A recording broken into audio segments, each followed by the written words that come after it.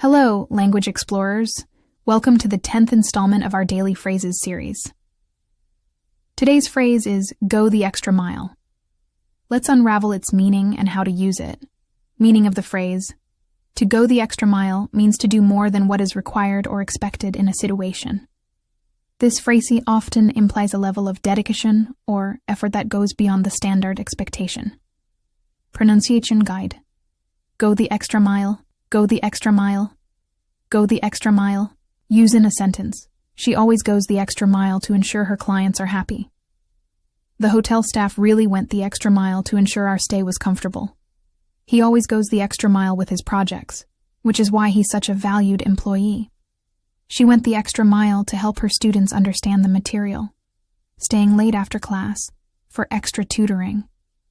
For our anniversary, he really went the extra mile and planned a surprise weekend getaway. To prepare for the marathon, she's been going the extra mile in her training, running longer distances than her coach requires. Now, let's see you use go the extra mile in a sentence. Give it a shot. Write your sentences in the comments. I'm excited to read them. Thanks for joining me for today's phrase. Keep practicing, and always go the extra mile in your language learning journey.